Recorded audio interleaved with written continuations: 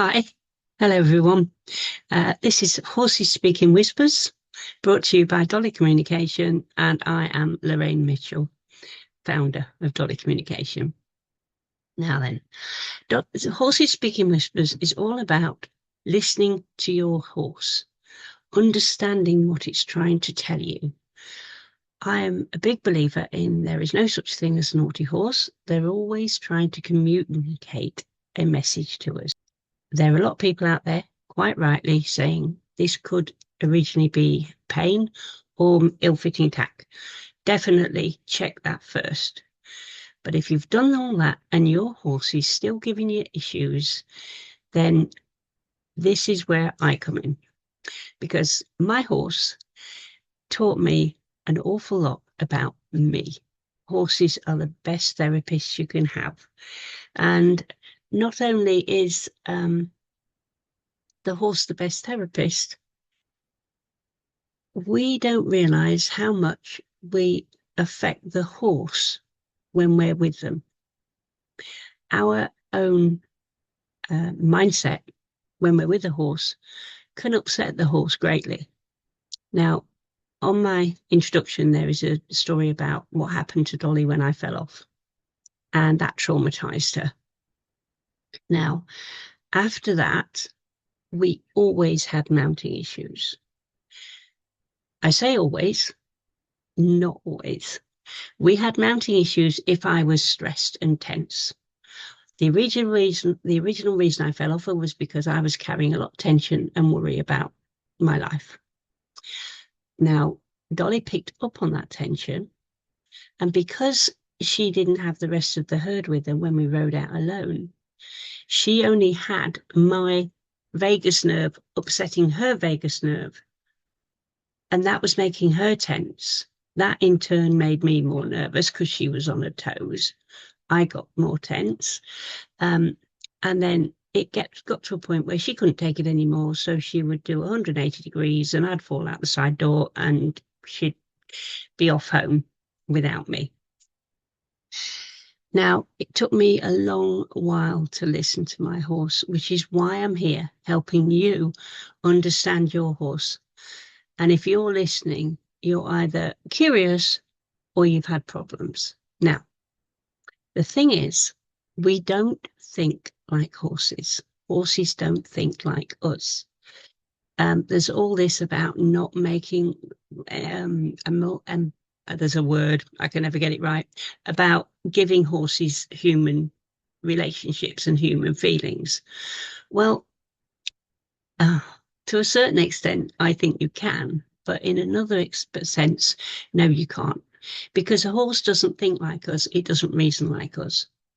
But how it does reason is really simple if you get to the bottom of it. Keeping them locked up all the time is not good. I know some people, it would be ideal to have them out living 24 hours, and definitely in England that's not practical in the winter because everything gets so blooming muddy and they've got nowhere to stand and their feet get and their legs get caked in mud, and then you get mud fever because they can't get out to dry off. So yes, in England quite often we bring them in through the winter period. But horses are adaptable. As long as they've got friends when they're in and it's a routine, then they can accept it. Now, this has led me into a story I'll tell you about Dolly, which is what I'm supposed to be doing instead of preaching to you, about being brought in. We used to bring the horses in at the latest November the 5th. All horses would be in on the yard by November the 5th. Up until that time, it was entirely up to you whether you brought your horses in at night or not. Some people did, some didn't. Some people started bringing in October, and it was entirely up to them. And this was about October, and Dolly was still out in the field because she liked to be out as much as she could. And this night, I had her in the stable, and we'd been spending time together just peacefully, just me and her, which is fine because I was her companion. She wasn't on her own, and we were being peaceful and relaxed. We were just being together. She had a hay net, so she could munch on the hay if she wanted to, but she was spending some time sleeping. And I'd been grooming her at other times, and she'd been eating hay.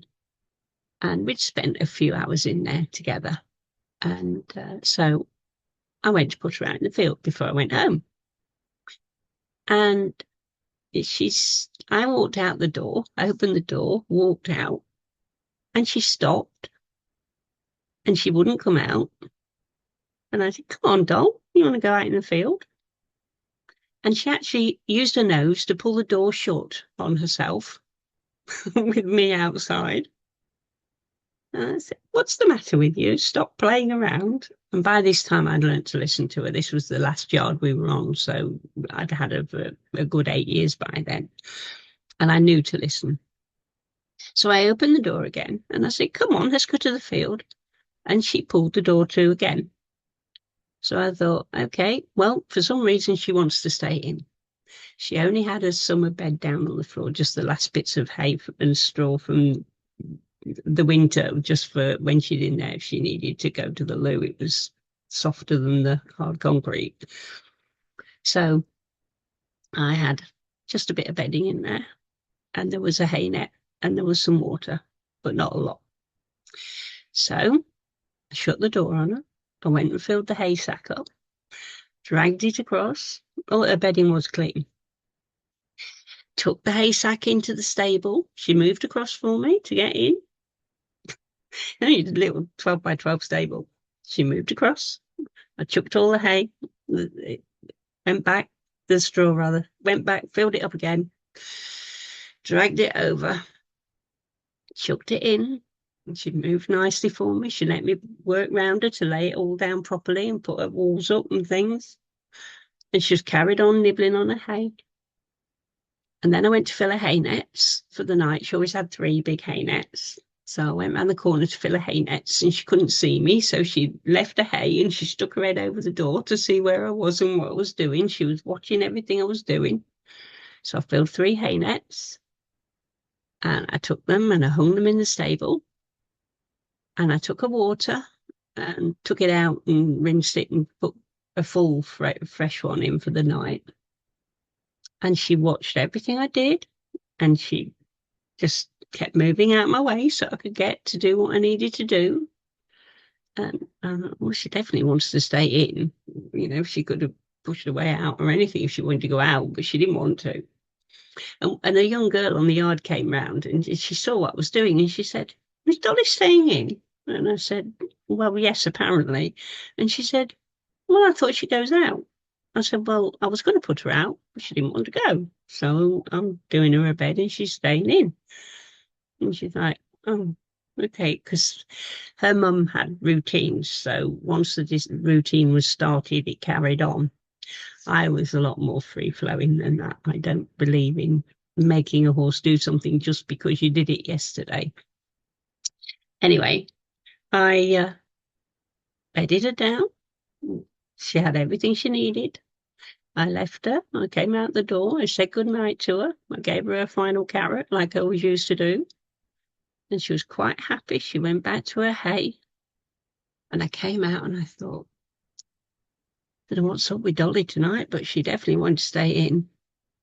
Now, there was nothing on the weather forecast about a frost, which is, you know, that's why I was going to put her out. But the next morning, we had the hardest frost so far that year, and it had been really cold. And I opened the door in the morning, and there was all the straw pushed up to the door, because she used to every night. I made it nice and tidy and pushed it back for a foot, so she got her food, her water, and her hay. And so her hay fell on the floor. I could just pick it up. But no, every morning when I went in, when she got her bedding, the bedding would be pushed all in front of the door. And it took me a while to realise that she was actually blocking the draft off from when she laid down. Because when she was laying on there, then she obviously felt the draft coming in from the barn door and blowing under the thing, and it was cold. So she used to put all the hay against the door as a draft stop. So I stepped over the pile of hay that was by the door and I said, "Do you want to go out?" And she was waiting to go out and she was happy to go out. So I thought, okay, looks like we're staying in now then. So I made her a nice bed up for the next night, did her hay nets, and when I brought her in the next afternoon and spent some time with her, I went to change her water, and I changed the water so she got fresh for the night, and I went to get her in the stable, and she would not move. And I said, "Dolly, come on, your stable's ready. Come on in." No, she would not go in. In fact, she was pushing the door shut from the other side this time. "No, I'm not going in." Okay, we're down the field again tonight. And I took her back down the field, and that night there was no frost. And she stayed out there until the 5th of November. But that just shows that if we listen, the horses know better than we do. They can tell what the weather's going to be like. All the weather forecast said didn't say anything about frost that night. But she knew it was going to be cold. And she knew that with having a paddock down the middle of a field that was just a strip, there wasn't a lot of shelter. There was just the one hedge at the far end, and it didn't offer a lot of shelter.